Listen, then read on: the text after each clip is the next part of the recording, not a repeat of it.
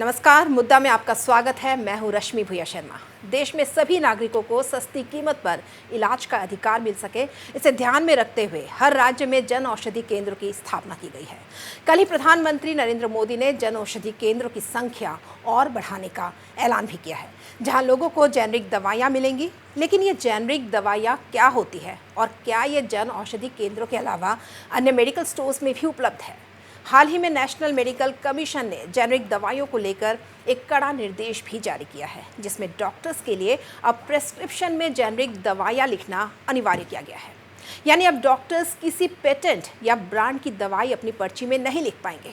मसलन जब डॉक्टर बुखार के लिए कोई दवा लिखते हैं तो उन्हें पैरासीटामोल देना होगा, डोलो या कैलपॉल जैसी दवाई नहीं, क्योंकि ये पेटेंट दवाइयाँ हैं। इसके खिलाफ कार्रवाई की भी बात कही गई है। कमीशन की ओर से जारी किए गए निर्देश पर बात करने के लिए आज एक पूरा पैनल हमारे साथ मौजूद है। लेकिन सबसे पहले एक रिपोर्ट से समझते हैं कि नेशनल मेडिकल कमीशन के नए निर्देश में आखिर है क्या। रिपोर्ट देखिए।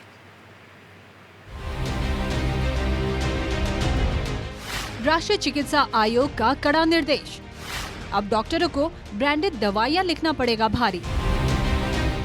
प्रेस्क्रिप्शन में जेनेरिक दवाएं लिखना अनिवार्य, नहीं माने तो सस्पेंड होगा लाइसेंस। भारत इलाज को सस्ता बनाने की दिशा में एक कदम और आगे बढ़ गया है। पहले सरकार ने जरूरी दवाओं को सस्ता करने की पहल की, फिर नकली दवाओं की रोकथाम के लिए QR कोड का प्रावधान किया और अब नेशनल मेडिकल कमीशन यानी NMC ने सभी डॉक्टरों को जेनेरिक दवाइयां लिखना अनिवार्य कर दिया है। NMC के नए नियमों के अनुसार अब सभी डॉक्टर्स को जेनेरिक दवाएं लिखनी होंगी। ऐसा न करने पर उनके प्रैक्टिस करने का लाइसेंस भी एक अवधि के लिए सस्पेंड किया जा सकता है। नियमों में कहा गया है कि जेनेरिक दवाएं ब्रांडेड दवाइयों से 30 से 80% सस्ती होती हैं। ऐसे में जेनेरिक दवाइयों के चलन से उन गरीब लोगों को फायदा होगा जो महंगे इलाज के बोझ तले दब जाते हैं या फिर इलाज के अभाव में दम तोड़ देते हैं। कई लोगों को तो अपनों की जान बचाने के लिए घर द्वार तक बेचना पड़ जाता है। अब नए नियमों के मुताबिक डॉक्टरों को अपनी आदत बदलनी होगी और जेनेरिक दवाइयां पर्ची में लिखने की आदत डालनी होगी। लेकिन यहाँ सबसे बड़ा सवाल यह है कि क्या बाजार में जेनेरिक दवाएं उपलब्ध हैं? क्या लोगों को जेनेरिक दवाओं की जानकारी है? क्या डॉक्टर्स को जेनेरिक दवाओं के बारे में पता है? और कहां-कहां मिलती हैं ऐसी दवाइयां? मोदी सरकार की पहल में देश भर में जन औषधि केंद्र खोले गए हैं, जहां सस्ती जेनेरिक दवाइयां मिलती हैं। पर यहाँ भी सवाल है कि क्या इन जन औषधि केंद्रों की जानकारी लोगों को है? कल ही लाल किले की प्राचीर से PM मोदी ने ऐलान किया कि अब सरकार की योजना इन जन औषधि केंद्रों की संख्या 10,000 से बढ़ाकर 25,000 करने की है। सरकार की यह योजना भविष्य में कितनी कारगर साबित होगी, यह कह पाना अभी मुश्किल है। लेकिन यह देश में इलाज को सस्ता करने की दिशा में निश्चय ही एक बेहतरीन कदम है। तो रिपोर्ट देखा आपने। नेशनल मेडिकल कमीशन ने सख्ती बरती है और जेनेरिक दवाइयां पर्चे में लिखना अनिवार्य कर दिया है। लेकिन सवाल यह है कि प्रेस्क्रिप्शन में डॉक्टर्स जेनेरिक दवाइयां क्यों नहीं लिखते? क्या जेनेरिक मेडिसिन की उपलब्धता को लेकर डॉक्टर्स अवेयर है या जानबूझकर ऐसी दवाइयां नहीं लिखी जा रही? कहीं डॉक्टर्स और फार्मा कंपनियों के बीच कोई साठगांठ तो नहीं? ऐसे तमाम सवालों के जवाब आज हम जानेंगे। हमारे साथ उपस्थित है हयात अस्पताल के चिकित्सक डॉक्टर बाबू पाठक, डिब्रूगढ़ ड्रग डीलर्स एसोसिएशन के अध्यक्ष सिद्धार्थ सूर, भाजपा नेता और मेडिकल सेल के को कन्वेनर डॉक्टर वेदव्रत पाठक और आम आदमी पार्टी के प्रवक्ता लक्ष्मीकांत दुबे। स्वागत है आप सभी का बहुत बहुत इस कार्यक्रम में। सबसे पहले मैं भाजपा नेता डॉक्टर वेदव्रत पाठक का रुख करूंगी। डॉक्टर्स के लिए एक जो नया निर्देश आया, आपने रिपोर्ट में भी देखा वेदव्रत पाठक जी, गरीब लोगों के लिए सस्ती दवाइयाँ अब उपलब्ध हो जाएगी, जिस तरह का निर्देश है। अब डॉक्टरों को ये निर्देश मानना पड़ेगा, जो आदेश है मानना पड़ेगा। एक अच्छा कदम हो सकता है ये मोदी सरकार का। लेकिन क्या आपको लगता है कि जेनेरिक दवाइयाँ जब अब डॉक्टर्स लिखेंगे तो क्या वह उतने स्तर पर उपलब्ध है जितनी की ज़रूरत है? पहले नमस्कार। ये जो इंडिपेंडेंस डे में प्रधानमंत्री जी ने ऐलान किया है, ये बहुत ही गुरुत्वपूर्ण बात है। आप देखिए, प्रधानमंत्री का जितना भी स्कीम रहता है और उनका जो भी प्रोग्राम रहता है, उनका आम लोगों के भलाई के लिए सोचते हैं, कॉमन पीपल के लिए। तो उन्होंने ये बहुत सोच समझ के ये एक ठोस कदम लिया है। इस कदम से आप देखेंगे लोगों का, आम लोगों का कितना भला होगा। डॉक्टर, मैं भी एक डॉक्टर हूँ, सर्जन हूँ। अब मुझे कोई तकलीफ नहीं होगी लिखने के लिए मैं कौन सा ब्रांड लिखूँ। हम लोगों को तो पढ़ाई के समय में कभी नहीं सिखाया जाता था कि जैसे पैरासीटामोल सब जानते हैं, हमको कभी पढ़ाई में सिखाया नहीं जाता था कि क्रोसिन नाम का भी एक दवाई है। कभी नहीं सिखाया गया होता था कि डोलो नाम का भी एक कोई दवाई है। हम लोग को सिर्फ पैरासीटामोल सिखाते थे। तो फार्मास्यूटिकल जो प्रोडक्ट होते हैं उसके हिसाब से हम लोग ट्रीटमेंट करते थे, उसके हिसाब से हम लोग इलाज करते थे। अब ये सवाल हो गया कि कंपनी लोगों का कोई प्रोडक्ट उसका पेटेंट बन जाता था, मतलब वो अपना फॉर्मुलेशन बनाता था, उससे ट्रीटमेंट बनता था। तो फिर ये जो एडवर्टाइजमेंट वगैरह वगैरह में खर्चा होता था वो कंपनी की ओर से, तो दवाई का खर्चा मान लीजिए 50 से वो 75 हो जाता था। ये 25 रुपये का एडवांटेज अभी कहाँ किसका होगा? ये आम लोगों के बेनिफिट में आएगा। इसमें प्रधानमंत्री जी का बहुत बड़ा एक डिसीजन है। इसमें ज़रूर इंडियन मेडिकल एसोसिएशन ने अपोज किया है, इसका विरोध सब लोगों से आया है, लेकिन थोड़े ही दिन में ये पूरा सेंट्रलाइज हो जाएगा। इसका मोटो क्या है? इसका मोटो है ट्रीटमेंट करने के लिए 1 drug 1 quality and 1 price. Simple 3 फंडा में लिखा हुआ है, 1 ड्रग 1 प्राइस 1 क्वालिटी। अभी मुद्दा है कि क्वालिटी मेंटेन करने का। ये सब हो जाएगा। जब पहली बार अपने हार्ट में चिकित्सा करने के लिए आपने देखा था स्टेंट का उपयोग हुआ था, प्रधानमंत्री जी आके ही देश भर में ऐलान कर दिया कि स्टेंट का प्राइस रिड्यूस करना पड़ेगा। 50%, 75% तक स्टेंट का रेट कम हो गया। आम लोगों को हार्ट का ब्लॉक का भी ट्रीटमेंट होता था, वो भी स्टेंट लगा के 2-3 स्टेंट लगा के ट्रीटमेंट होता था। अब मसला देखिए आयुष्मान भारत का सक्सेसफुल का, विश्व में इससे बढ़िया हेल्थ स्कीम कोई नहीं है, सिर्फ आयुष्मान भारत का है। इससे आम लोगों का चिकित्सा हुआ है। मैं एक सर्जन हूं, एक लेप्रोस्कोपी ऑपरेशन करने के लिए आम लोगों को 30,000 रुपया, 40,000 रुपया कितना कठिनाई से निकाल के आता है, मैं समझता हूं। तो प्रधानमंत्री जी इसको पहले ही समझ गया। आप देखिए एक लेप्रोस्कोपी गॉल ब्लैडर ऑपरेशन करने के लिए आयुष्मान भारत में 36,000 होता है। ये कोई मामूली बात नहीं है, ये बिल्कुल फ्री हो रहा है। न्यूरो सर्जरी के ऑपरेशन हो रहा है आयुष्मान, मेरा भी हॉस्पिटल है, सब में फ्री हो रहा है। लेकिन मैं डॉक्टर होके इसको वेलकमिंग स्टेप करता हूं। आप लोग भी कीजिए। इंडियन मेडिकल एसोसिएशन का जो डिमांड है वो भी सुन जाएंगे, सब मैसेज सुन जाएंगे। सरकार कह रही है काफ़ी जो है ये वेलकमिंग जो स्टेप है काफ़ी अच्छा मुहिम है। आम आदमी पार्टी के प्रवक्ता लक्ष्मीकांत दुबे जी भी हमारे साथ उपस्थित है। लक्ष्मीकांत दुबे जी, आप इसे किस रूप में देख रहे हैं? आज़ादी के 70 साल से ज़्यादा हो चुके हैं, 77वां स्वतंत्रता दिवस भी हमने मनाया, लेकिन जो पूर्व की सरकारें थी, क्या लगता है आपको कि कब का ये चीज़ जो अभी सामने आया है वो कब का लागू हो जाना चाहिए था? देखिए, दवाई में एक आम नागरिक को क्या चाहिए? एक आम नागरिक को चाहिए कि अच्छा क्वालिटी दवा मिले और सस्ता दवा मिले। तो ये तो बहुत ही अच्छी बात है। भारतीय जनता पार्टी इस जो ये स्कीम लेके आ रही है, जो जेनरिक ड्रग्स वाली जो मुद्दा सी स्कीम है, उसको हम लोग वेलकम करते हैं। बहुत अच्छा चीज़ है, बहुत पहले हो जाना चाहिए था। लेकिन सवाल वही है कि ये जो चीज़ें हैं इस पर बहुत अहम सवाल ये खड़ा होता है कि 2 तरह की दवाइयाँ बाज़ार में बिक रही है, एक जेनरिक ड्रग्स और एक दूसरा जो है पेटेंट वाली।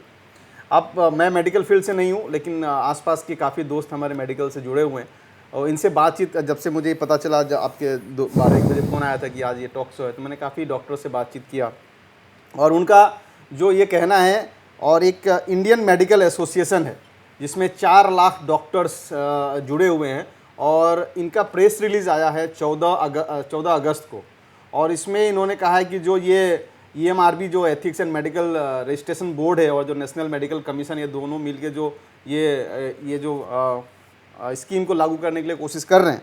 इससे सबसे बड़ा मुद्दा ये आ रहा है कि अगर डॉक्टर ये दवा लिखेंगे, जो दवा हम कह रहे हैं कि जो जेनरिक ड्रग्स है, ये दवा अगर लिख देंगे तो बाकी जो पेटेंट दवा है उसका क्या होगा? वो जो पूरी कंपनी जो है, जो पूरी एडवर्टाइजमेंट चल रहा है, उनका क्या होगा? दूसरी बात, ये दवा कहाँ कहाँ उपलब्ध है। अगर आज डॉक्टर वो जेनरिक दवा लिख भी देता है तो क्या हमारे पास जो फार्मेसी है, फार्मेसी में जो बच्चे बैठते हैं उनके पास क्या क्वालिफिकेशन है कि वो जेनरिक दवा ढूंढ पाएँ। जब तक उनके पास वो ब्रांड नहीं होता है वो ढूंढ नहीं पाएंगे। तो ये एक तरह से जो उनका प्रेस रिलीज़ है, ये सारे डॉक्टर्स का लिखा हुआ प्रेस रिलीज़ है। मैं इसमें 2-3 चीज़ कोट करना चाहता हूँ और इस पर बहस होना बहुत ज़रूरी है। लेकिन मैं फिर से कह रहा हूँ कि जेनरिक ड्रग्स का जो ये स्कीम है इसको आम आदमी पार्टी सपोर्ट करती है, ये होना चाहिए। इसमें इन्होंने एक क्लियर चीज़ लिखा है कि रनिंग ए ट्रेन्स विदाउट ट्रैक्स। आप ट्रेन चलाना चाहते हो लेकिन यहाँ पे कोई ट्रैक नहीं है, कोई रास्ता नहीं आपने बनाया है। यहाँ पे ये लोग कह रहे हैं कि patients health then a chemist person sitting in the chemist shop.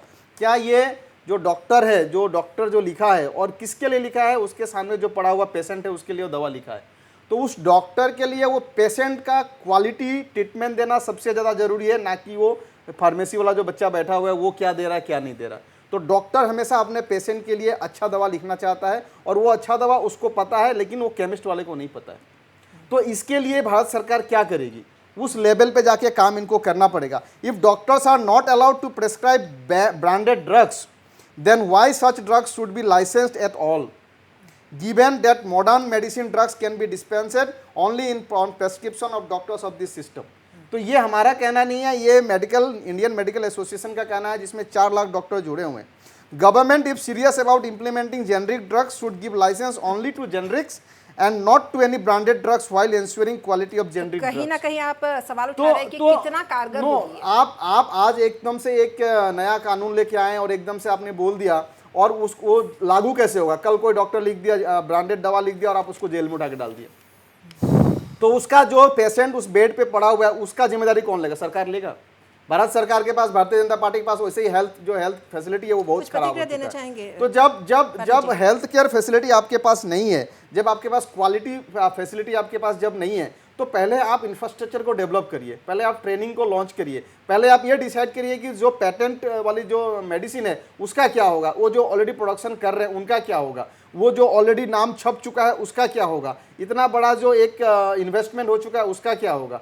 तो आप पहले से ही डरा के रख देंगे कि भाई आप डर जाओ, फिर बाद में क्या होगा। एक्चुअल देखिए, इसमें फिर राजनीति, आप बोलेंगे कि मैं राजनीति कर रहा हूँ, लेकिन हकीकत नहीं है कि एक बहुत बड़ा सिंडिकेट इसमें आ जाएगा। बिल्कुल। सिंडिकेट आएगा, 2024 का चुनाव आने वाला है और ये जो फार्मा कंपनी है ये बहुत बड़ा एक संस्था है। ये कोई आसान एक छोटा कोई चीज़ नहीं है। डॉक्टर साहब लोग ज़्यादा समझेंगे। इस विषय पर हम आएंगे। तो इस पे मेरी जो टिप्पणी है वो ये है कि पहले आप इंफ्रास्ट्रक्चर को डेवलप करिए। आप डेफिनेटली, हम चाहते हैं कि क्वालिटी ट्रीटमेंट हो, क्वालिटी मेडिसिन लोगों को मिले, सस्ती दामों में मिले, ये हमारा मानना है, लेकिन उसके लिए इंफ्रास्ट्रक्चर आपको डेवलप करना पड़ेगा। बाकी अगर आप बाद में मौका देंगी तो मैं और बोलूँगा। बिल्कुल, इस मुद्दे पर हम जरूर आएंगे, लेकिन फिलहाल एक ब्रेक ले लेते हैं यहाँ पर।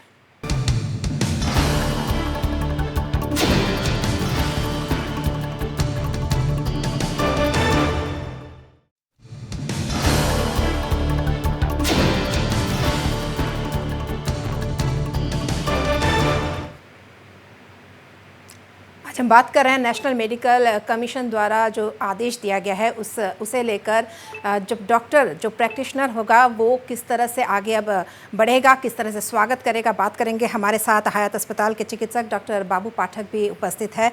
जी बाबू, इस जो पूरे आदेश को आप किस रूप में देख रहे हैं, क्या स्वागत करते हैं जो निर्देश दिया गया है कि अब जेनरिक दवाइयाँ ही लिखनी होंगी?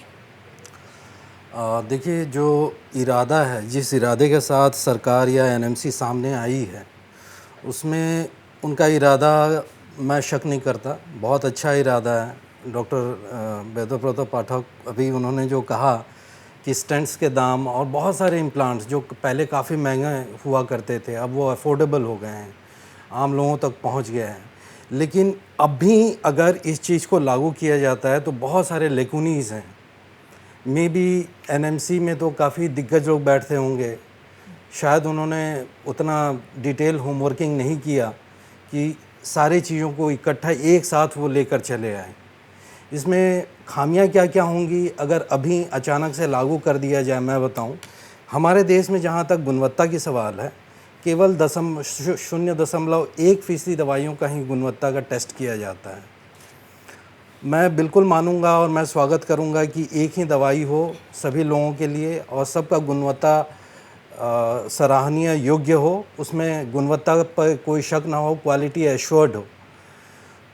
पहली बात ये है। दूसरी बात है कि आप अक्रॉस द स्पेक्ट्रम ये जितनी कंपनीज़ हैं जो दवाइयाँ बना रहे हैं, हमारे देश में हो, हम विदेशों में भी भेजते हैं, आप इन इकाइयों का क्या करेंगी जो ऑलरेडी एक काम पे कर रही हैं और अभी तक वो लाइसेंस देते आ रहे हैं, सरकार लाइसेंस देते आ रही है कि फलाने नाम से आप इस कॉम्पोजिशन में दवाई बनाएंगे। इसमें इन्होंने एक एक्सेप्शन रखा है। मान लीजिए जो जिन दवाइयों का थेराप्यूटिक विंडो कम होता है, मतलब एकदम सीमित दायरे में अगर उस दवाई को दिया जाए तभी वो दवाई काम करेगा। उससे अगर ऊपर दिया जाए तो ओवरडोज हो जाएगा, उससे अगर नीचे दिया जाए तो वो काम नहीं करेगा। ऐसी जो दवाइयाँ हैं उनके लिए तो ये बातें और ज़्यादा लागू होंगी। वहाँ इन्होंने फिर एक्सेप्शन में रख रखा है कि आप ब्रांडिंग कर सकते हैं, you can go ahead with the brands, आप ब्रांड नेम लिख सकते हैं। तो ये सब चीज़ों का उनको हल निकालना पड़ेगा, इन सब चीज़ों का उनको हल निकालना पड़ेगा और दवाइयाँ हर किसी तक ये पहुँचे, जेनेरिक मेडिसिन्स हर किसी तक ये पहुँचे। आज जैसे हर किसी भी गांव में किसी भी नुक्कड़ पे आप चले जाएं, कोई ना कोई दवाई की दुकान मिल ही जाती है। वहाँ आपको रोज़मर्रा में आम तौर पे जो बीमारियाँ होती हैं उसकी इलाज हो जाता है। तो उस टाइप का इनको सारा एक इंफ्रास्ट्रक्चर वापस से तैयार करना पड़ेगा। जो जन औषधि केंद्र है, अचानक से अगर इसको लागू कर दिया जाए तो अचानक से ये नहीं होने वाला है, फिर एक केओस हो जाएगा, एक केओटिक सिचुएशन हो जाएगा। इसको फेज वाइज फेज वाइज करें कि फलाने दवाई, मतलब this group of drugs they have, इनको अगर हमने एक बार ले लिया और उनको हमने सर्कुलेट कर दिया बाजार में जहाँ हर जगह उपलब्ध हो, लेकिन एक साथ में सभी दवाइयों के ऊपर अगर ऐसे करेंगे तो फिर बात आएगी कॉम्बिनेशन ड्रग्स की। कॉम्बिनेशन ड्रग्स इसलिए ज़रूरी होता है, मान लीजिए एक दिल का मरीज है तो उसको हम उसके लिपिड्स कम करने के लिए, खून में चर्बी कम करने के लिए दवाई देते हैं, खून पतला करने के लिए एंटीप्लेटिलेट्स देते हैं, ब्लड प्रेशर कम करने के लिए भी दवाई देते हैं। तो अगर 3 दवाई हम अलग अलग देते हैं तो उनका जो रोगी का जो कॉम्प्लायंस है, कॉम्प्लायंस का अर्थ हुआ कि वो जो डॉक्टर का बात मानता है, कॉम्प्लाई करता है डॉक्टर की बात से, वो कम जाता है। वो 2 दवाई लेगा, एक छूट गया तो वो 2 दिन नहीं खाएगा। लेकिन अगर इन 3 दवाइयों को हम इकट्ठा लेके आ गए और एक कॉम्बिनेशन में दे दिया कि रोगी को केवल एक ही गोली खाना है, तो what about those preparations, those are yet to be looked into. इस किस्म से मतलब सभी चीज़ों को इकट्ठा लेके चलना पड़ेगा। मैं इरादे पे कोई डाउट नहीं करता और ये जो स्टेप है that is very very welcoming, उस स्वागत करते हैं आप इस स्टेप का। तो डिब्रूगढ़ ड्रग डीलर एसोसिएशन के अध्यक्ष सिद्धार्थ सुरभि हमारे साथ उपस्थित है। आपसे जानना चाहूँगी सिद्धार्थ जी, जेनरिक दवाइयाँ जो है वो बाज़ार में कितनी उपलब्ध है, और अगर उपलब्ध है तो क्या डॉक्टर्स पर्चियों में नहीं लिख रहे हैं, क्या वजह है? सबसे पहले मैं प्रधानमंत्री जी का जो ये स्टेप है उसको वेलकम करता हूँ। ये काफ़ी अच्छा स्टेप है जो उन्होंने लिया है, लेकिन मुझे इस कई हद तक इसे इम्प्रैक्टिकल लग रहा है, क्योंकि मैं मार्केट से जुड़ा हुआ हूँ, जहाँ पर आप फार्मेसी से, सारा फार्मेसी से जुड़ा हुआ हूँ। भारतवर्ष में अगर आप देखेंगे मोटा मोटी 16,000 से लेकर 20,000 फार्मास्यूटिकल एस्टेब्लिशमेंट है, और आसाम में करीब करीब आपका 16,000 से लेकर 20,000, और ऑल इंडिया में 7 लाख से 8 लाख, सॉरी। लेकिन रियलिटी में आपका जेनेरिक अभी तक सारे दुकान में पहुंचा नहीं। अभी तक हम लोग एथिकल के ऊपर ही डिपेंडेंट है, और जो डॉक्टर्स के ऊपर डिपेंड है। और देखिए, डॉक्टर के ऊपर ज़्यादातर पेशेंट बिलीव करता है, इसलिए उनके पास जाता है, वो जो दवाएँ लिखते हैं वही हम लोग साफ करते हैं। लेकिन मेरे ख्याल से अभी तक जेनेरिक का अवेलेबिलिटी इतना हुआ नहीं। और बात है, हर प्रोडक्ट ही एक्चुअली जेनेरिक ही होता है, क्योंकि आप देखो, कोई प्रोडक्ट कोई कंपनी लेके आता है, उसको पेटेंट हो जाता है, 4-5 साल पास उसका पेटेंट हट जाता है, अब सभी कंपनी बनाते रहता है, उसके बाद उसका दाम तो कम जाता है। अगर इस तरह का है तो मेरे ख्याल से सरकार को ऐसा स्टेप लेना चाहिए कि पेटेंट सिस्टम ही हटा देना चाहिए। और मेरे ख्याल से अभी तक हम लोग का फार्मास्यूटिकल जो इंफ्रास्ट्रक्चर है अपना फार्मेसी बिजनेस में, अभी तक जेनेरिक का उतना वो नहीं है। तो क्या लगता है सिद्धार्थ जी, कितना प्रभाव पड़ेगा जो फार्मा कंपनियों से आप सुन जुड़े रहे हुए हैं ना? लोग हैं और असम में खास तौर से कितना प्रभाव रहेगा इसका? देखिए अभी तक तो ये मैंने हवा में है, हम आपको बोलेंगे अभी ये बहुत देर है, क्योंकि अभी तक आप अभी डॉक्टर साहब ने बताया कि कॉम्बिनेशन ड्रग्स का प्रिपरेशन नहीं है अभी तक। कहाँ है, दवाई नहीं है उस तरह का, इतना दवाई नहीं है। सिर्फ प्रेशर और शुगर का जो दवाई होने से नहीं होगा, काफ़ी दवाई है जो हम लोग के पास है, वो अभी तक शायद गवर्नमेंट ऑफ इंडिया जो बोल रहा है कि वो देंगे, अभी तक वो सप्लाई नहीं हुआ होगा। आप जन औषधालय में जाएंगे तो दवाई का नाम ही नहीं सुना होगा। जी मेरे बिल्कुल। ख्याल से तो अभी भी इसका इम्पैक्ट बताना मुश्किल है। जी, तो क्या कारगर होगा ये बताना अभी मुश्किल है। अभी इम्पैक्ट बताना अभी थोड़ा मुश्किल जी हो। अभी इंतजार करना होगा, देखना होगा कि भविष्य में ये क्या रूप लेता है, कितना हाँ, अभी कारगर बता रहा होता है। फिलहाल मुश्किल है। जी, चर्चा जारी रखेंगे, लेकिन फिलहाल एक ब्रेक पे चलते हैं। हाँ, क्योंकि अभी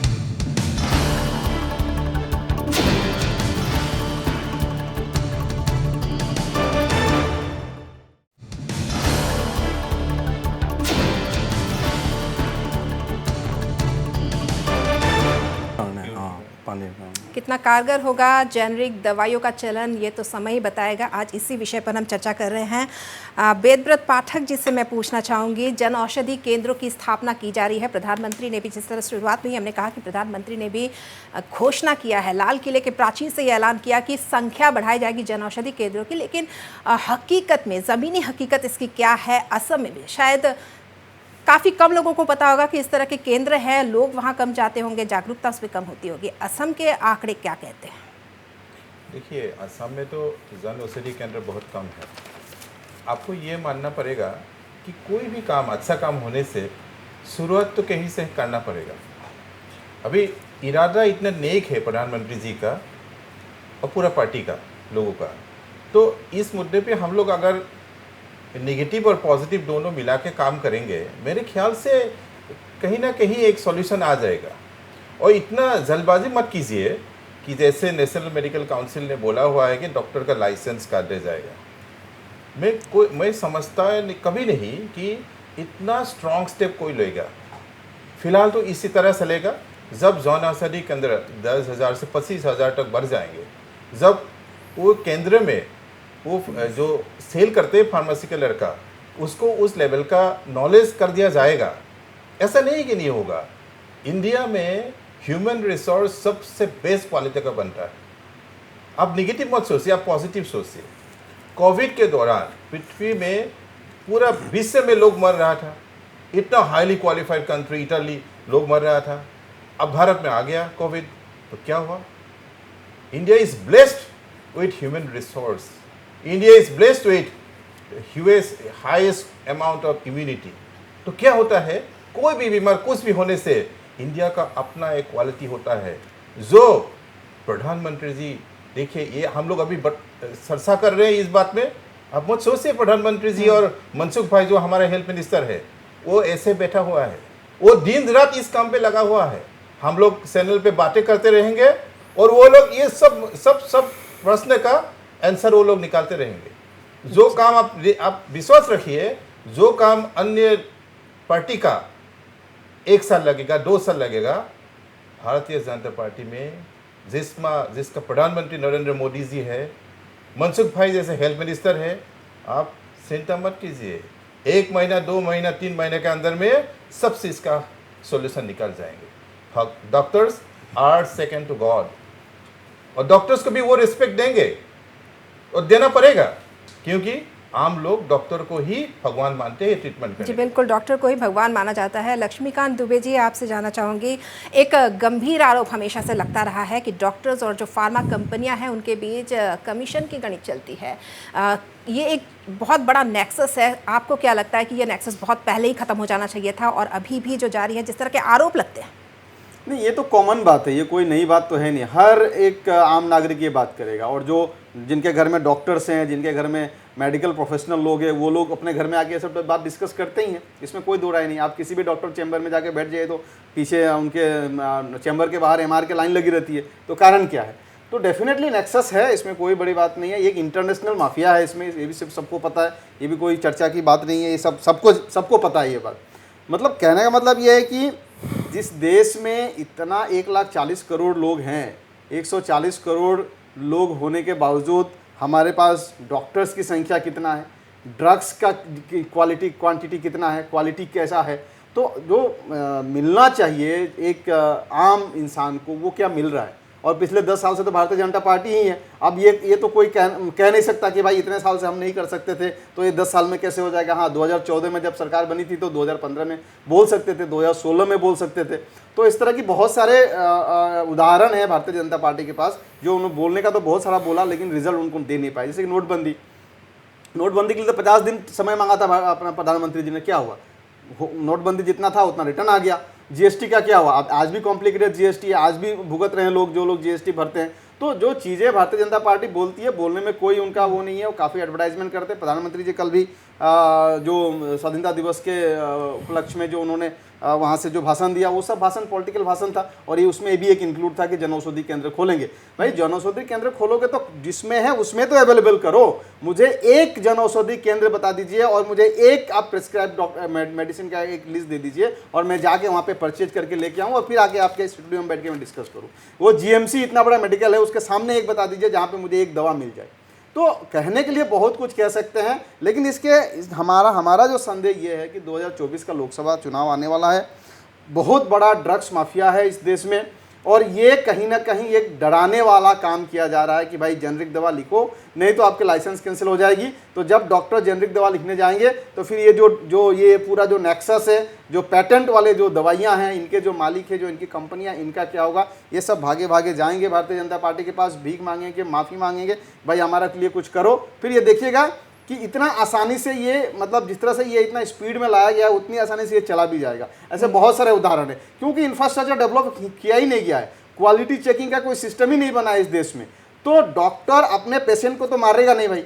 अभी हमारे पास ऐसे मार्केट में ऐसे डॉक्टर्स हैं जो नाम बताने पे आप बोल सकते हैं कि फलाना बीमारी के लिए फलाना डॉक्टर के पास जाइए, और लोग विश्वास के साथ जाते हैं, उनको इलाज भी मिलता है, उनका बीमारी भी ठीक होता है। तो इसका जो ये जो विश्वास है, वो डॉक्टर अपना क्यों विश्वास खोना चाहेगा? डेफिनेटली नहीं खोना चाहेगा। तो एक यूनिफॉर्म में अगर कुछ चीज़ लाए तो डेफिनेटली स्वागत करेंगे। मान लीजिए कि पैरासीटामोल है, जो हम लोग जानते हैं पैरासीटामोल एज ए कॉमन नागरिक, लेकिन जो उसका जो वो जो है जो ड्रग्स है, जो एक्चुअल में जिसका नाम नहीं है, वो पहले आप लागू करिए ना। आप मार्केट से पैरासीटामोल गायब कर दीजिए, ओडोल क्या एडोल होता है वो सब गायब कर दीजिए आप। उसके बाद आप देखिए कि हाँ चलो बुखार का बीमारी के लिए ये गायब हो चुका है, मार्केट्स में नहीं है। उसके बाद आप पेन किलर लेके आइए, उसके बाद कोई एक पर्टिकुलर एंटीबायोटिक लेके आइए, धीरे धीरे स्टेप बाय स्टेप लेके आइए, तो शायद एक समय जाके डेफिनेटली हर गरीब को उसका फायदा मिलेगा। क्या आप कोई प्रतिक्रिया देंगे? क्या इस तरह का कोई स्टेप संभव है? इन्होंने तो बहुत सारे आरोप लगाए हुआ है, उन लोगों का काम ही आरोप लगाना, तो आरोप लगाने से हम लोगों का परफॉर्मेंस भी बेहतर होता है। आप कोविड के दौरान में देखिए, India stood the only country, vaccine खुद बनाया, खुद सेल किया, खुद ट्रीटमेंट किया। ये तो प्रमाणित हो गया पूरे विश्व में। प्रधानमंत्री जहाँ भी जाते हैं उनका प्राइम मिनिस्टर प्रधानमंत्री को ब्लेसिंग्स लेते हैं। मतलब इतना लेवल तक उनका थिंकिंग है। अभी जैसे हमारे मित्र ने बोला कि इस तरह का स्कीम आएंगे, सलाह जाएंगे, कमीशन वगैरह वगैरह वगैरह, ये सब तो चलता रहेगा, लेकिन हम लोगों का इरादा है आम लोगों को सेवा करना, आम लोगों को सस्ती से सस्ती दवाई में। हम लोग का मोटो ही है, one drug one price one quality. हम लोग क्वालिटी पर भी रखेंगे, प्राइस भी कम रखेंगे और एक दवाई से चिकित्सा करेंगे। जैसे बोला पैरासीटामोल, इसको एसिटामिनोफेन बोलता है, वो हम लोग काम में लगा हुआ है। आप लोग 7 दिन 10 दिन 15 दिन का शांति से इंतज़ार कीजिए, हम लोग सब चीज़ का सॉल्यूशन निकाल के लाएंगे और आप लोगों को इसका, आम लोगों को तो सुविधा ही सुविधा मिलेगा।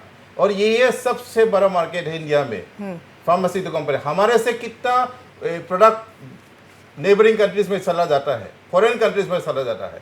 हम लोग सबसे सस्ता दाम में मेडिसिन उपलब्ध कराएंगे और इसका बेनिफिट भारत को आएगा। डॉक्टर बाबू पाठक का भी प्रतिक्रिया लेना चाहेंगे कि जो गंभीर आरोप, जिस तरह से मैं थोड़ी देर पहले कह रही थी, लक्ष्मीकांत दुबे जी भी बोल रहे थे, कमीशन खोरी का आता है कि दवा कंपनियां जो है वो दबाव डालती है डॉक्टरों पर कि हमारी कंपनी को, किस तरह का प्रतिक्रिया आप देना चाहेंगे? सबसे पहले दुबे जी का बात का खंडन करता हूँ और सिरे से खंडन करता हूँ। अगर इस बात को वो जनरलाइज करके कहेंगे तो ये बहुत गंदी बात है और मैं इस बात का एक चिकित्सक होने के नाते बहुत स्ट्रांगली खंडन करूँगा। दूसरी बात है, आप समाज में अगर जाएंगी तो डॉक्टर भी इसी समाज से आता है। हम कहीं बाहर से, हमारा जो वर्ग है, जो डॉक्टर का वर्ग है, जिन्होंने MBBS किया या अन्य क्वालिफाइड एग्ज़ाम्स क्लियर किए हैं, कोर्सेज किए हैं, वो दूसरे ग्रह से नहीं आते। तो अगर समाज में आपको कोई एक गलत वाइसेस के साथ अगर इंसान मिलता है तो उस वाइसेस के साथ एक डॉक्टर मिल सकता है। मैं ये नहीं कहूँगा, there can be this things, लेकिन आप इस चीज़ को अगर जनरलाइज करेंगे और कहेंगे कि ये पूरा का पूरा सिस्टम ऐसा है तो ये बिल्कुल गलत बात है। इनके ज्ञान के लिए मैं और एक बात बता दूं, अभी चंद महीने पहले तक एक एंटीबायोटिक थी सेफ्टाजिडिम एविबैक्टम, वो पहले फाइज़र अपना बना रहा था तो उसका पेटेंट था, 5 सालों तक उसने केवल उसी ने बनाया। जब उनका पेटेंसी हट गया, अब 50 कंपनियां आ गई हैं। अब वहाँ पे डॉक्टर बाध्य है कि केवल उसी का दवाई लिखे, क्योंकि उस कंपनी ने उसको पेटेंट कर रखा था 5 सालों तक। अब कई ब्रांड्स के मेडिसिन आ गए हैं, अब हम मन चाहे हिसाब से लिख सकते हैं। जब हम एक आप कहना चाहते हैं कि कहीं ना कहीं वो उस वक्त मजबूरी जी थी, जी जिसकी वजह जी से जी डॉक्टर्स बहुत को सारी लिखना बातें हैं। और दूसरी बात मैं एक बताऊं, जहाँ तक डॉक्टर का विवेक का सवाल है, वो अपने विवेक से काम करता है और इस चीज़ को सुनिश्चित करता है कि जब उसके पास मरीज आता है तो उसको कम से कम लागत पे उसको इलाज किया जाए, तभी उस डॉक्टर का एक नाम बनता है। और कोई डॉक्टर ये नहीं चाहता है कि उसका बेइज्जती हो, या अगर वो किसी मरीज को देख रहा है तो उसका मरीज मर जाए या उसका मरीज ठीक ना हो, क्योंकि सभी चीज़, उसका नाम, उसका प्रोफेशन, उसका पेशा, सब कुछ उसके इलाज पे टिका हुआ रहता है। तो एक डॉक्टर ये कभी नहीं चाहेगा।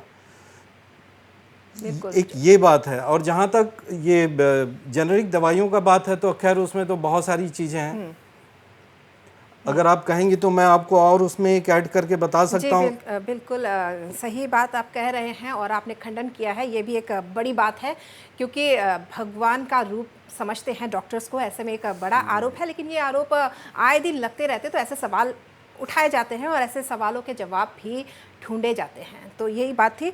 डिब्रूगढ़ ड्रग डीलर्स एसोसिएशन के अध्यक्ष सिद्धार्थ सुरभि हमसे जुड़े हुए हैं।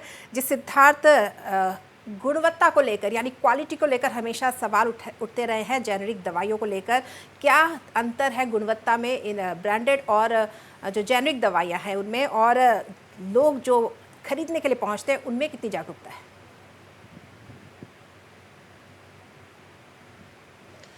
देखिए, जो क्वालिटी का बात होता है, जो एथिकल्स प्रोडक्ट होते हैं, अगर आप बड़ा कंपनी का उसको टेस्ट के लिए भेजेंगे, उसमें 100% में 10% बड़ा कंपनी का ठीक रहेगा और बाकी 90% जो छोटा कंपनी का प्रोडक्ट रहता है वो टेस्ट पे फेल हो जाता है। और जो बड़ा कंपनी इसका प्रोडक्ट रहता है, अच्छा कंपनी का, मैं कोई कंपनी का नाम नहीं चाहता हूँ, लेकिन उसमें क्या होता है, वो लोग फिर से उसको रिफॉर्म करके फिर से उसे टेस्ट को पास करके लाते हैं। लेकिन जो छोटा कंपनी का प्रोडक्ट्स है, जो एथिकल्स है, मैं जेनेरिक का बात नहीं कर रहा हूँ, उसमें भी कभी कभार सवाल हो जाता है कि उसका एफिकेसी क्या है। और डॉक्टर साहब लोग निश्चय जानते हैं, मैं उनके ऊपर कोई टिप्पणी करना नहीं चाहता हूँ, क्योंकि वो हमेशा हमारे लिए पूजनीय है, क्योंकि हम लोग हमेशा उनको रेस्पेक्ट करता है। और पेशेंट का जो बिलीव है डॉक्टर का ऊपर, मैं जितना समझता हूँ कि वो हमेशा उसके ऊपर खड़े उतरते हैं। और एक दवा आप देखिएगा, एक डॉक्टर साहब अगर जो भी दवाई लिख देते हैं ना, वो दवाई को आप फट से चेंज नहीं कर सकते हो, कोई भी हो। इसलिए डॉक्टर साहब को भी उस डॉक्टर साहब को भी उस प्रोडक्ट के ऊपर एक फेथ होना पड़ेगा, जो थ्रू रिप्रेजेंटेटिव, थ्रू कंपनी के एक चेन के तरह से उनको पता रखता है, क्योंकि वो बोल सकता है, क्योंकि ये जो प्रोडक्ट है कि कैसा है क्या नहीं, उनको पहले जानकारी दिया जाता है टोटली।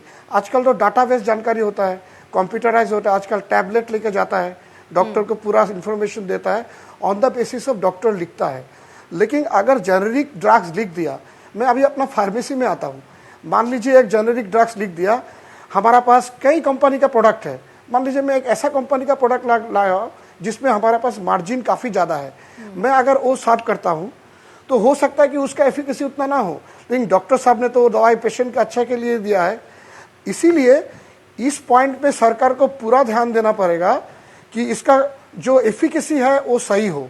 अगर एफिकेसी सही नहीं है तो कोई भी सवाल नहीं है।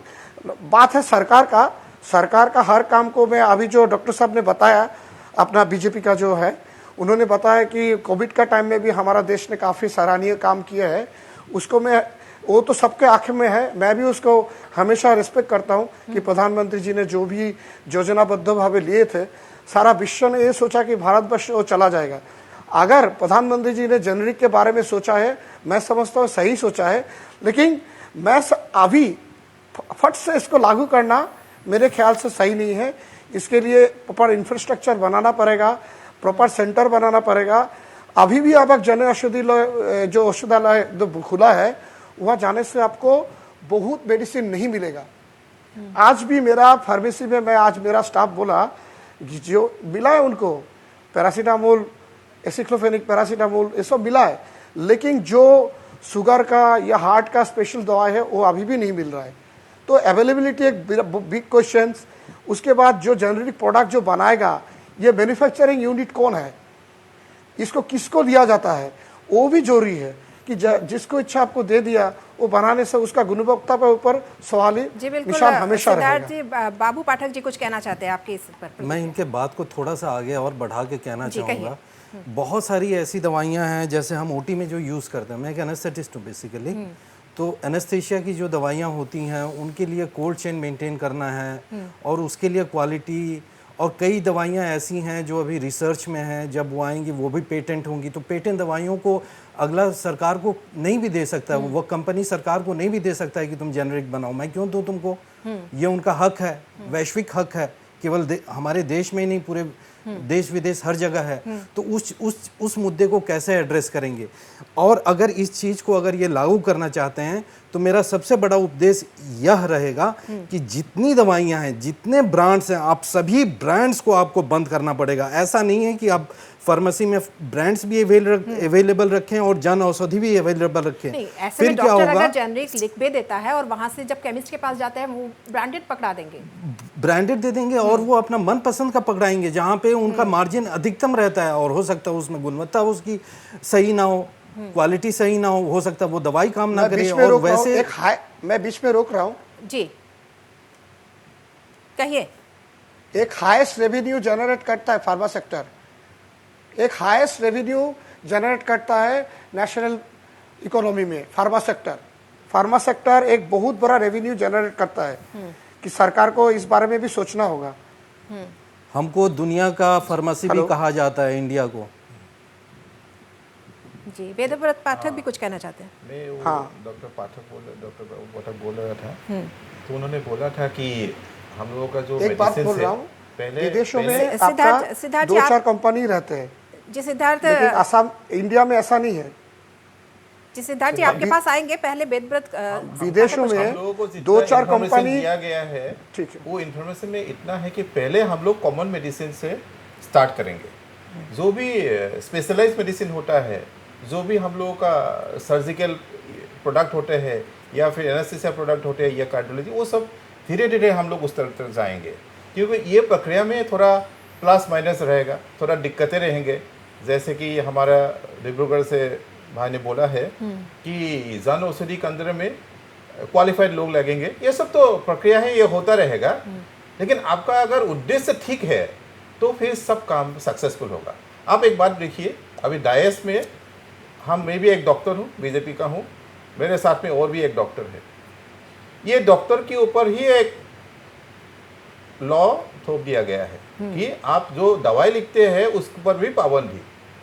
कंप्लेंट तो डॉक्टर को करना चाहिए कि डॉक्टर को इतना नुकसान आ रहा है, लेकिन आप डॉक्टर बाबू पाठक को देखिए, उसने इस स्टेप को वेलकम किया है। डॉक्टर पाठक को देखिए, उसने भी ये स्टेप को वेलकम किया है। बड़ी मिसाल कह सकते हैं ये डॉक्टर लोग, लेकिन ये स्टेप को वेलकम किया है। ठीक है, उसका करेक्शन करने के लिए इंडियन मेडिकल एसोसिएशन ने थोड़ा इसको विस्तार पूर्वक बोला है कि आपको एक ड्रग, 1 क्वालिटी 1 प्राइस रखना पड़ेगा। तो ये तीनों में आपका सब जो समराइज कंप्लेन है वो सब सॉल्व हो जाएगा धीरे धीरे।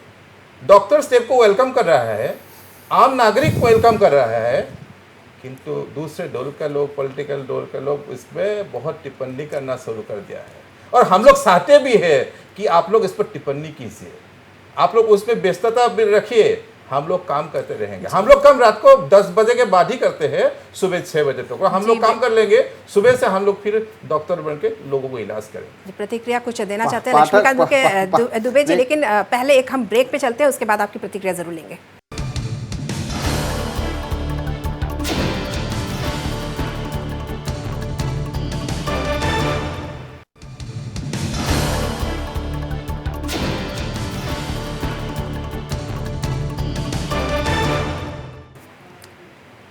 सस्ती दवाइयाँ हर किसी के पास तक पहुँचे, इस पर ही सरकार का मोटिव है।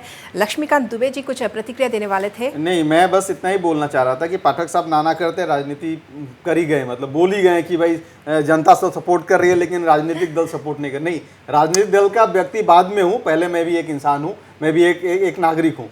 तो अगर मुझे क्वालिटी वाला मेडिसिन मिलेगा, जेनरिक मेडिसिन मिलेगा, सस्ता में मिलेगा, तो उसको वेलकम तो करेंगे ही ना, और वेलकम तो कर ही रहे हैं ना उसको। हमने कब मना किया? हमने तो कभी, आप शुरू से आपका प्रोग्राम में देख लीजिए, अभी 1 घंटा हो गया टाइम हमको, हमने कभी नहीं कहा कि हमने कभी उसको वेलकम नहीं किया। हम वेलकम कर रहे हैं, लेकिन उसकी खामियां बता रहे हैं। जिस तरह से आप एकदम से एक हुक्मनामा आपने पेश कर दिया कि भाई आपको कल से लिखना है, जेनरिक ड्रग्स के बारे में लिखना है हर डॉक्टर को, नहीं तो लाइसेंस रद्द हो जाएगा। इस पर हमारी सवाल है, इस पर हम बात करना चाहते हैं कि ये आप इस तरह से डायरेक्ट नहीं करें। आप पहले इसको इंफ्रास्ट्रक्चर को डेवलप करें।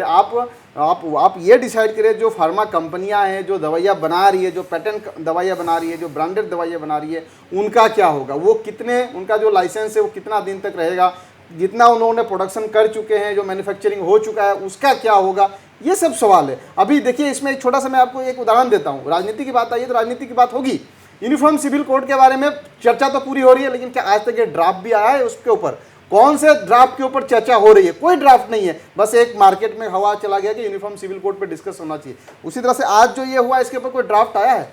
कोई इसका गाइडलाइन आया है कि कौन सी दवाइयाँ पहले चालू होगी, कौन सी दवाइयाँ बाद में चालू होगा, कौन से अगर नहीं करेंगे तो किस तरह का उनके ऊपर पनिशमेंट होगा? तो कुछ लेके आइए, कुछ ठोस चीज़ें लेके आइए। इतना बड़ा देश है, 140 करोड़ लोग हैं, वैसे ही डॉक्टर नहीं है, वैसे ही मेडिसिन नहीं मिलता लोगों को गांव तक, वैसे ही तकलीफ में लोग जी रहे हैं। सरकारी हॉस्पिटल का वैसे ही बहुत बुरा हाल है, प्राइवेट ना हो तो लोग अच्छे लोग मारे जाएंगे। तो कहने का मतलब ये है कि आप चीज़ों को ठीक करिए। वेलकम है, हम भी वेलकम कर रहे हैं और हर कोई वेलकम कर रहा है। ब्रांडेड दवाइयाँ लेंगे या जेनरिक दवाइयाँ लेंगे, कहीं ना कहीं कस्टमर का भी अपना एक चॉइस होगा कि कस्टमर अब जो जिस तरह से दवाइयाँ लिखी जा रही है ब्रांडेड दवाइयाँ, तो उनको भी ऐसा लग रहा है कहीं ना कहीं जागरूकता की कस्टमर कमी के है। पास अगर आप चॉइस छोड़ेंगे तो चॉइस लेगा वो। आप चॉइस ही मत छोड़िए। अगर आप यूरोपियन कंट्री में चले जाए तो वहाँ पे प्राइवेट स्कूल है ही नहीं, सारे सरकारी स्कूल है, तो आप सरकारी में जाइए भाई, सीधी सी बात है। वहाँ पे सरकारी स्कूल को ही ठीक करना पड़ेगा, क्वालिटी एजुकेशन वहाँ डेवलप करना पड़ेगा। तो अगर आप इंडिया में अगर ऐसा आप कर रहे हो कि वहाँ पे कोई ब्रांड ही ना रहे, कोई पेटेंट ही ना रहे, तो मोस्ट वेलकम ना। इससे बेटर और क्या हो सकता है? वैसे भी बहुत सारा पैसा हमें खर्चा करना पड़ रहा है मेडिकल इसके लिए, इंफ्रास्ट्रक्चर के लिए, दवाइयाँ के लिए। हमारे पास बजट नहीं होती है, स्टेट गवर्नमेंट के पास बजट नहीं होता है, जिसके वजह से उनको दवाइयाँ नहीं पहुँच पाती है। अब देखो, हेल्थ बजट उठा के देख लो कोई भी स्टेट गवर्नमेंट का, आप पिछले साल का बजट देख लो, इस साल का बजट देख लो, और सरकारी हॉस्पिटल की आप दवाइयाँ देने का सिस्टम देख लो। अब गुवाहाटी मेडिकल कॉलेज सबसे बड़ी हॉस्पिटल है, वहाँ पर 4 दवाई लिखेगा तो 2 दवाई मिलेगी, 2 आपको बाहर से खरीदना पड़ता है। तो चीज़ों को ठीक करना पड़ेगा, सिर्फ डायलॉगबाजी करने से नहीं होगा। और भारतीय जनता पार्टी डायलॉगबाजी करने में माहिर है, इसमें कोई दो संदेह नहीं है। ये राजनीति की बात हो या चाहे ना हो, उसको माने चाहे ना माने, लेकिन हकीकत तो यही है। चाहे नोटबंदी लो, चाहे जीएसटी ले लो, चाहे सिविल कोड ले लो, चाहे कोई भी मुद्दे ले लो, उसका लास्ट में सोल्यूशन क्या मिला है? सोल्यूशन तो मिलना चाहिए कुछ ना कुछ ना। डायलॉगबाजी करने से तो नहीं होगा, काम करके दिखाना पड़ेगा। काम करके तो भारतीय जनता पार्टी दिखाया है। कोविड के समय में इंडिया ही ऐसे एक देश है पूरा सक्सेसफुल होकर दिखाया हुआ है, पूरे विश्व को वैक्सीन सप्लाई किया है। तो भारतीय जनता पार्टी ने इस मुद्दे पर हेल्थ सेक्टर में बहुत काम किया है। आपने बोला है कि गुवाहाटी मेडिकल कॉलेज में दवा नहीं मिलता है, किसने बोला? मैं बोल रहा हूँ और आपको चैलेंज कर रहा हूँ इस टेबल पे। अभी आप मेरे साथ इस शो के बाद चलिए मेरे साथ, और मेरा आप प्रेस्क्रिप्शन लेके आइए और दवा दिलवा के दिखाइए। मैं आपको बोल रहा हूँ, मैं आपको यहाँ पे चैलेंज कर रहा हूँ, क्योंकि गुवाहाटी मेडिकल कॉलेज से बहुत पुराना रिश्ता है। मैं ऐसे भी जाता हूँ, दूसरे लोगों को लेके भी जाता हूँ। तो आप इस तरह से आके खुलेआम झूठ नहीं बोल सकते। नहीं, आप मुझे दिखाइए ना कौन सा दवाई आप देते हैं। आप चलिए, आप इस चैलेंज को एक्सेप्ट करते हैं? पाठक साहब, आप चैलेंज को एक्सेप्ट करते हैं? आप ये चैलेंज को एक्सेप्ट करते हैं? करते हैं यहाँ मेजर बैठ पाठक जी, के? आपको क्या challenge आप चैलेंज एक्सेप्ट करते हैं? आप बात जाके- उस पर करिए, इधर उधर की बात आप मत करिए जाके आप आयुष्मान आप भारत इधर उधर का की बात स्कीम मत करिए। देखिए। क्या आप चैलेंज आज एक्सेप्ट करेंगे? लोगों का- गुवाहाटी मेडिकल कॉलेज में आज दवाई लोगों दिलाएंगे का- आप मुझे? बेहतर क्या आप दवाई दिलाएंगे मुझे? आप भाग रहे यहीं पर भी हैं। आप भारतीय देखेंगे, जनता पार्टी के जो लोगों की ब्रेन का यही ऑपरेशन यही होते उनका हैं, इरादा रहता है। ब्रेन का ऑपरेशन टीवी में भी आएंगे, आयुष्मान झूठ भारत बोलेंगे, से आ रहा है। इधर उधर की बातें करेंगे, लेकिन सिद्धार्थ सही मुद्दे पे बात नहीं सिद्धार्थ करेंगे। हमसे जुड़े आप हुए हैं जो चैलेंज एक्सेप्ट नहीं करेंगे, आप भागेंगे। जी जी जी आप भागेंगे, मुझे पता है आप भागेंगे। प्रतिक्रियाएं- और ऐसे बहुत सारे भारतीय जब इस नेताओं तरह को की कोई अब बात भागते हुए देखिए, देखा इतना है। बड़ा जरूरी ये है? भागते हुए मैंने देखा है। किया है तो प्रधानमंत्री आप आके से- झूठ मत बोलिए। तो जरूर प्रधानमंत्री इसमें कल जो देखिएगा। लेक्चर जी, दिया है मैं ना, चाहूंगी आप वो- दोनों थोड़ा वो सा नंबर हर वन तरह से सक्सेस चल रहा है। पॉलिटिकल भाषण था। हेल्थ क्या आप एक्सेप्ट कर रहे हैं? हेल्थ सेक्टर में क्या आप भारतीय एक्सेप्ट कर रहे जनता हैं? पार्टी का जितना अरे आप भाग समझ रहे है, हैं। आप वो एक सवाल के सबसे जवाब नहीं बेस्ट दे पाते, रहता आप यहाँ पे बड़ा बड़ा आपका- लेक्चर मार रहे हैं। आप देख- आप एक देखिए, चीज एक्सेप्ट करिए ना। जी, बेदर आप पाठक एक जी, चीज एक्सेप्ट करिए ना। करना है। आप एक्सेप्ट करिए। थोड़ा सा सब दवाई शांत हो मिल जाइए। रही है, एक्सेप्ट सब करिए आप। डॉक्टर है, सब चलिए आप। लोकल से ड्रग आप डीलर चलिए। एसोसिएशन के नॉर्थ ईस्ट अध्यक्ष लाइफ का जुड़े कैमरा हुए रहेगा हैं। और हम रहेंगे और आप रहेंगे। चलिए आप। जी, मैं सिद्धार्थ नॉर्थ स्वरूप से एक ईस्ट प्रतिक्रिया लाइफ लेने का पहले कैमरा रहेगा, सकते हैं। आप रहेंगे, मैं आप रहेंगे। लोग मैं चलिए जा आप सकते हैं, लेकिन आप दोनों चलिए। से आप भाग रहे हो। आप दोनों से गुजारिश आप करूंगी, भाग रहे हो। हो जाइए और आप मैं भाग रहे हो। एक प्रतिक्रिया आप लेना भाग रहे हो। चाहूंगी सिद्धार्थ स्वरूप आप से। जब भागोगे तो कहाँ से जल्दी जल्दी मिलेगा। सिद्धार्थ तो ये पूरा भारतीय इस सक्सेस तरह जनता की पार्टी के प्रतिक्रिया सारे देंगे नेता जिस भाग तरह जाते का हैं। एक देखा हेल्थ के है, ऊपर बात ये करो सब दवाई भाग पे लिखा हुआ जाएंगे, है, स्वास्थ्य के ऊपर तो बात करो सब भाग जाएंगे, हम लोगों को एजुकेशन के मालूम ऊपर है बात करो सब कि भाग आप जाएंगे। लोग कोई इस पे कोई टिप्पणी जवाब नहीं करेंगे, देने वाला पूरा है। मालूम है। कोई जवाब नहीं लेकिन देने वाला हम है। लोगों का स्कीम आप नंबर वन सिर्फ यहाँ सक्सेसफुल बोलने से होगा। नहीं होगा ना। आप चैलेंज को एक्सेप्ट करिए ना। आप एक जी, हॉस्पिटल बाबू दिखाइए। पाठक जी, आप बाबू एक पाठक जी, हॉस्पिटल आपके दिखाइए पास जहाँ आती हूँ पे मैं। फ्री मेडिसिन मिलता है। आप एक दिखाइए मुझे। इंडियन मेडिकल एसोसिएशन कह रहा है कि जब प्रिस्क्रिप्शन लिखने का अधिकार अब केमिस्ट के पास चला जाएगा, जी जी। इसी की वजह से विरोध हो रहा है, क्या जी, कहेंगे? हम सिद्धार्थ के पास भी जाएंगे, लेकिन पहले इनसे प्रतिक्रिया लेंगे। आईएमए का ये जो वक्तव्य है ये बिल्कुल सही है। हम यहाँ से अपना एक जेनेरिक नाम लिखकर हम दवाई को हमने दे दिया। अब वो निर्भर करेगा वो केमिस्ट के पास कौन सा दवाई उपलब्ध है, प्लस उस दवाई को वो ये कोशिश करेगा, जो फार्मेसी वाला है वो ये कोशिश करेगा कि जिस दवाई में उसको अधिकतम मुनाफा मिलता हो उस दवाई को वो पुश करने का प्रयास करेगा ऐसे स्थिति में। और उस पे अगर वो थोड़ा सा रियायत दे दे तो सामने मरीज जो जा रहा है दवाई लेने, वो तो उतना शिक्षित है नहीं, वो उतना जानता नहीं है कि ये कैसी कंपनी है, इस कंपनी पे हम भरोसा कर सकते हैं कि नहीं, इनका क्या मापदंड रहा होगा जब ये दवाई बनाई गई होगी। तो वो तो वही दवाई पुश करेगा। और जब वो रोगी निरोग नहीं होगा और उसे वो बीमारी से लंबा जूझना पड़ेगा, या हो सकता है वो कोई एक मृत्यु तक वो रोगी चला जाए, तो वैसे स्थिति में वो दायी कौन होगा, हु विल, वो रेस्पॉन्सिबिलिटी, वो जो जवाबदेही किसकी बनेगी वहाँ पे, ये चीज़ देखना पड़ेगा। ये इन चीज़ों को, ये जो तभी मैंने सबसे अपना पहला वाक्य में मैंने कहा था बहुत सारे लेकुनीज हैं, ऐसा लेकुनी को भरना पड़ेगा, भर के इस चीज़ को लागू किया जाए। स्टेंट्स के क्षेत्र में मैं कहूँगा कि बहुत अच्छा हुआ है। जहाँ तक आम लोगों का सवाल है, आम नागरिकों का सवाल है, जहाँ पहले 2 लाख 2.5 लाख रुपए खर्च होते थे। जी आपकी बात हम जरूर समझ रहे हैं। डिब्रूगढ़ ड्रग डीलर एसोसिएशन से भी हमारे साथ जुड़े हुए हैं सिद्धार्थ सर, वो कुछ कहना चाह रहे हैं। क्या प्रतिक्रिया देंगे? समय ज़्यादा नहीं है, अंतिम प्रतिक्रिया आपसे लेना चाहेंगे। मैं संकल्प में बोल रहा हूँ। पहले भी मैंने ये अपना बात में रखा था कि कोई रिटेलर अगर कोई अच्छा दवाई नहीं दे के गलत दवाई दे दे जिसका प्रॉफिट मार्जिन ज़्यादा हो, लेकिन क्या ये पता है काफ़ी सारा कैंसर ड्रग्स है, जिसका काफ़ी सारा कैंसर ड्रग्स है। हेलो, हाँ सुन रहे हैं जी सिद्धार्थ जी, कहिए। काफ़ी सारा कैंसर ड्रग्स है, सुन रहे, काफ़ी सारा कैंसर ड्रग्स है जो कंपनी का जो प्राइस है 4-5 हज़ार रुपया है, MRP 32,000 30,000 रुपया है। क्या गवर्नमेंट उस पे ऊपर देख रहा है क्या? नहीं। एक कैंसर पेशेंट पहले से मरा हुआ रहता है, उस प्राइस में इतना डिफरेंस क्यों है? क्या ये जीएसटी के कारण है? सिर्फ जीएसटी के कारण? MRP और प्राइस टू रिटेलर में बहुत डिफरेंस है। कैंसर प्रोडक्ट्स में काफ़ी सारा कैंसर प्रोडक्ट, डॉक्टर साहब लोग को ये भाली भांति पता है कि एक ऐसा कौन सा प्रोडक्ट है। 5,000 का जो आपका होलसेल रेट है वो MRP 30,000 सब 25,000। गवर्नमेंट को इस बारे में भी ध्यान देना। हमको कोई आपत्ति नहीं है, हम भी देश का नागरिक है, देश का प्रति जो हमारा कर्तव्य है हम करना चाहते हैं, भले हमारा प्रॉफिट कम हो जाए, समय- लेकिन देश का नागरिक का अच्छा हो।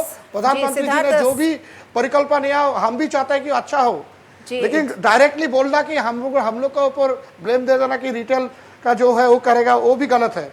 जी डॉक्टर वेदव्रत पाठक भी कुछ कहेंगे, बहुत शॉर्ट में कहिए मैं क्योंकि त्रिपाठी जी का बात समय से सहमत हूँ। ये सब चीज़ें जो है जैसे कैंसर ड्रग्स है, स्पेशलाइज्ड ड्रग्स है, ये सब बातों में भी मुद्दा चल रहा है, ये सब बातों में भी डिस्कशन चल रहा है।